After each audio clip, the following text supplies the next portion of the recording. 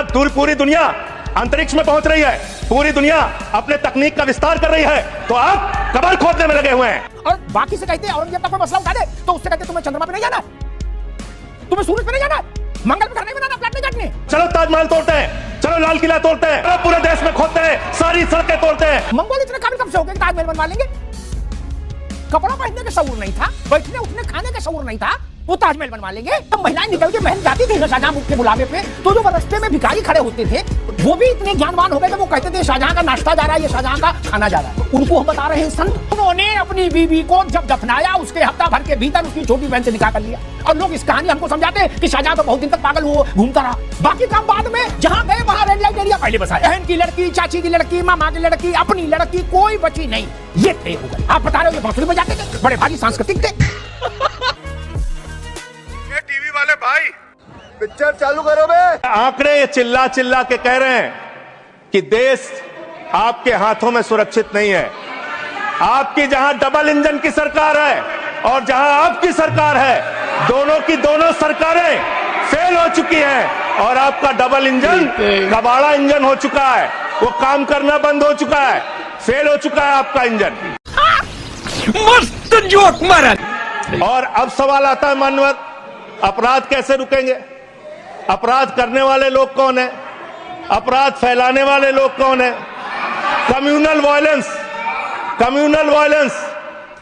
Violence के मामले में 2019 से 2024 की तुलना अगर आप करेंगे, 94% की वृद्धि हुई है माननीय, 94% देश में सांप्रदायिक दंगों में वृद्धि हुई है, ये आंकड़े हैं। और कम्युनल वायलेंस क्यों हो रहे हैं? आप देश भर में भड़काऊ भाषण देते हैं, आपके लोग नफरती बातें करते हैं, आपके लोग जब पूरी दुनिया अंतरिक्ष में पहुंच रही है, पूरी दुनिया अपने तकनीक का विस्तार कर रही है, तो आप कबर खोदने में लगे हुए हैं, मस्जिद के अंदर मंदिर खोदने में लगे हुए हैं। पूरी दुनिया जब आगे बढ़ रही है विकास की ओर, तो आप देश में नफरत फैलाने में लगे हुए हैं। जब सालार गाजी को महान संत घोषित किया जाए तो वो अच्छा है, संविधान सम्मत मामला है, सेकुलर है, उससे रोजगार बढ़ेगा सालार गाजी को संत घोषित करने से, उससे भारत चंद्रमा और मंगल पर पहुंच जाएगा सालार गाजी को संत घोषित करने से। लेकिन औरंगजेब क्रूर था, ये बोलने से भारत पिछड़ जाएगा, तबाह हो जाएगा, बर्बाद हो जाएगा, दुनिया कहां पहुंच गई, भारत कहां खड़ा है, नहीं। ये तो नहीं चलेगा। औरंगजेब को महान घोषित करना हो तो आप प्रगतिशील कहलाएंगे, और औरंगजेब को क्रूर बोलेंगे तो कहेंगे मैं कहां 500 साल 700 साल पुराने में अटके हो। औरंगजेब की तारीफ करेंगे तो ओके है, औरंगजेब की हकीकत लाएंगे तो कहा जाएगा पुरातन पंथी हैं, गड़े मुर्दे उखाड़ रहे हैं सब लोग कि जात की गिनती कराओ। और बाकी से कहते हैं औरंगजेब का कोई मसला उठा दे तो उससे कहते तुम्हें चंद्रमा पे नहीं जाना, तुम्हें सूरज पे नहीं जाना, मंगल पे घर नहीं बनाना, फ्लैट नहीं काटने। कैसी बात कर रहे हो? आप देश भर में अगर इतिहास पढ़ाना चाहते हैं तो पढ़ाइए इतिहास, पढ़ाइए महाड़ का इतिहास, पढ़ाइए दलितों को तालाब में पानी पीने की इजाजत नहीं थी। किस मुसलमान ने कहा था हाड़ी में बांध के दलितों को सामने हाड़ी बांध के चलना पड़ेगा? किस मुसलमान ने कहा था हमारे बगल में बैठ के दलित खाना नहीं खा सकता? किस मुसलमान ने कहा था दलितों को मंदिर के अंदर प्रवेश वर्जित है? किस मुसलमान ने कहा था, किस मुसलमान ने कहा था कि जानवर तालाब में पानी पी सकता है लेकिन दलित समाज का व्यक्ति पानी नहीं पी सकता? अब आप अगर इतिहास पढ़ाना चाहते हैं, पढ़ाइए देश भर में इतिहास। सिंगल पॉइंट एजेंडा है कि कैसे हमारी एकता तोड़े। वैज्ञानिक बात कौन सी है, प्रगति की बात कौन सी है? काछी कोरी धानुक धीमर की गिनती, क्या? और गांव गांव जाके बताओ क्या कि पीडीए क्या है और पीडीए के खिलाफ कौन लोग हैं, और पुराने पुराने उदाहरण बताओ क्या कि 5000 साल पहले ये था, 2000 साल पहले ये था, 500 साल पहले ये था। और ये कभी ना बताना,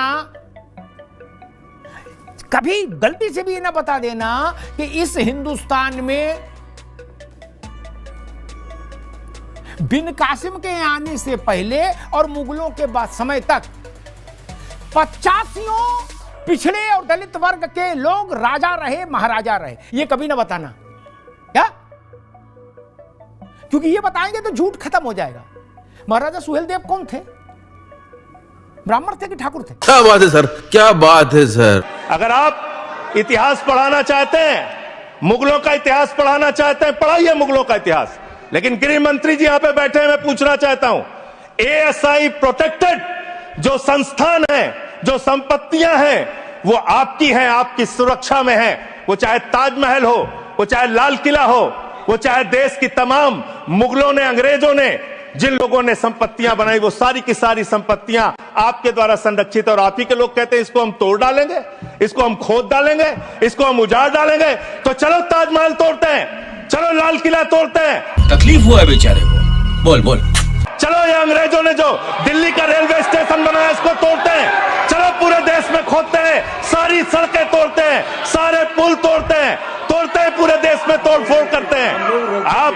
आप देश भर में अगर इतिहास पढ़ाना चाहते हैं तो पढ़ाइए इतिहास। तेरा तो गेम बजाना पड़ेगा। ताजमहल पर बुलडोजर नहीं चलाएंगे कभी, लाल किले पर भी नहीं चलाएंगे, क्योंकि हम मानते हैं कि ये मंगोलों ने नहीं बनवाए, ये फर्जी प्रचार है। मंगोल इतने काबिल कब से हो गए कि ताजमहल बनवा लेंगे? कपड़ा पहनने का शऊर नहीं था, बैठने उठने खाने का शऊर नहीं था, वो ताजमहल बनवा लेंगे। बर्बर मंगोल दुनिया के सबसे बर्बरतम लोगों के दो परिवार, उनका रक्त मिलके एक मुगल पैदा हुआ। मेरी बात की तस्दीक करेंगे मौलाना साहब? दुनिया के इतिहास में उससे बर्बर कोई जातियां नहीं हुई। एक तरफ से अम्मा आई, एक तरफ से बप्पा आए, तब मिला के ये पैदा हुए, बाबर और बाबर के नाती पोते। देख के जो दुख हुआ है, मैंने 40 साल की जिंदगी में ये दुख कभी मैंने उठाया नहीं था। कि हिंदू और मुस्लिम के एहसासात को मत छेड़िए, अपनी कुर्सी के लिए जज्बात को मत छेड़िए। हम में कोई हूल, कोई शक, कोई मंगोल है, दफन है जो बात, उस बात को मत छेड़िए। तो गया बेटे, लोगों के बारे में ऐसा प्रचार बंद कर दो। अब शाहजहां के समय में दरबार का कोई पुरुष ऐसा नहीं जिसकी स्त्री शाहजहां के यहाँ नहीं गई। तड़प ही ऐसी है ना। उस समय के इतिहासकार ने लिखा, मैं बताने क्या, तो जब महिलाएं निकल के महल जाती थी ना शाहजहां के बुलावे पे, तो जो रास्ते में भिखारी खड़े होते थे वो भी इतने ज्ञानवान हो गए थे, वो कहते थे शाहजहां का नाश्ता जा रहा है, ये शाहजहां का खाना जा रहा है। उनको हम बता रहे हैं संत। अरे जैसे लंपट थे वैसे बताओ, उनके साथ क्यों जोड़ते हैं? अब सब चीजें आ गई प्रकाश में। लंपट थे, धूर्त थे, बहन बेटी साली बहनोई बहन कोई नहीं छोड़ी। क्या बेटी के साथ पिता ने संबंध बनाया और मौलानाओं से क्या क्या आप फतवा दिलवाया कि जो बाग लगाता है वो उस बाग के फल भी खा सकता है।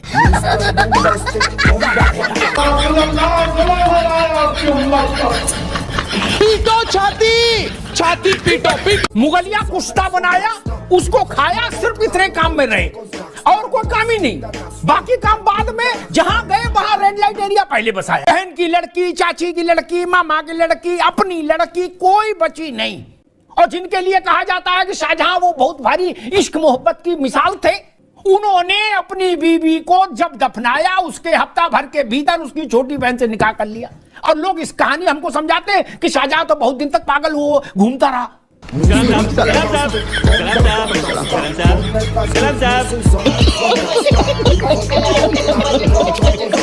रोटी नहीं खाता था दुख में, कहता था नूरजहां मुमताज मुमताज। ये सब बंद करिए, ये सब का कोई अर्थ नहीं।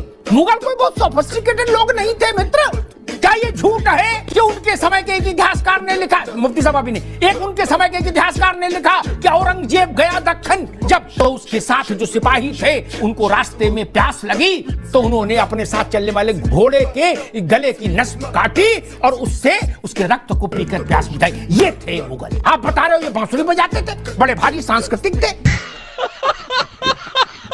वहशी थे, लुटेरे थे, दरिंदे थे। वो क्या न्याय देंगे आलमगीर? हिंदुस्तान में में लाखों महिलाएं उनके चलते जौहर कर गई, इन्हीं लोगों के चलते। वो बता रहे महिला को न्याय दे दिया और भूखे रहे औरंगजेब ने फकीरों को अपने दरबार में बुला के, मौलाना साहब जिम्मेदारी से कह रहा हूं, उनके पैसे छीन लिए, भिखारियों के पैसे छीन लिए। ये करैक्टर था। थोड़ी सी शर्म बची है तुम लोगों के अंदर तो डूब मरो चुल्लू भर पानी। जय हिंद दोस्तों, एक बहुत ही अच्छी डिबेट शो आपने देखी आज के दिन और आपको ये डिबेट शो देख के बहुत ही अच्छा लगा होगा।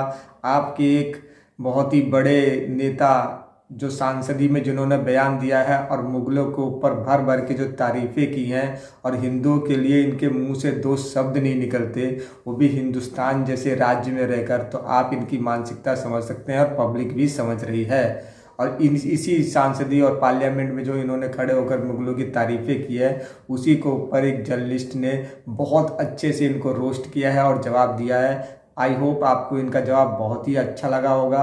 और कमेंट सेक्शन में अगर आपको कुछ लिखना है, मैं अपनी राय देनी है तो ज़रूर दीजिए। और जो नए हैं उनसे मेरी रिक्वेस्ट है कि इसे ज़रूर सब्सक्राइब करें और बहुत ज़्यादा शेयर करें और घर घर के कोने में पहुँचाएँ। तो मिलते हैं अगली वीडियो में। जय हिंद।